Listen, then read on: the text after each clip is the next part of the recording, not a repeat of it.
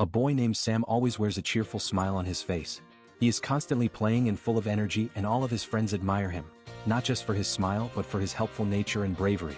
Once, while Sam and his friends were playing with a ball in the garden, one of his friends, Joey, kicked the ball so hard that it flew directly into the bushes.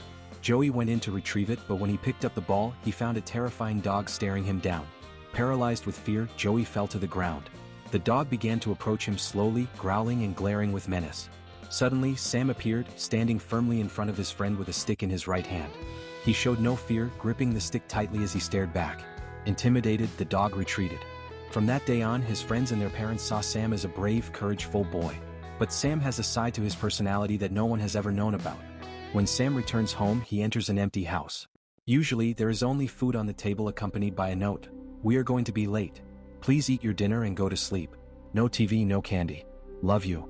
Since both of his parents work late nights at the office, Sam has no idea when they actually return. This is nothing new to him. He has grown used to the routine of sitting alone at the dining table and eating in silence. However, that silence does nothing but fill him with dread. Even a boy as brave as Sam struggled to tolerate the isolation. Before bed, he makes sure every light in the house is on. It doesn't entirely drive away the fear, but it certainly helps. Despite his anxiety, Sam remains disciplined. He always follows his routine, brushing his teeth and bathing before bed. He also meticulously checks that every door is locked. Yet, the scariest thing for him isn't just being alone, it is the thought of sleeping in his own bed. He has always had a dark premonition about his bed, even with the lights blazing. Whenever he lies down, he feels as though someone, or something, is lurking underneath.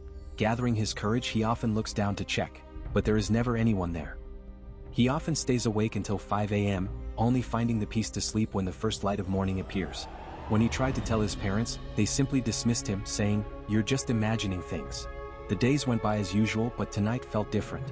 After coming home, Sam finished his chores, ate his dinner, locked the doors and kept the lights on. But shortly after he lay down, every light in the house suddenly went out. Sam sat up. He looked out the window and saw that the street lights and the lights in the neighboring houses were still on. Only his house was dark. He reached into the drawer of his nightstand and grabbed his flashlight.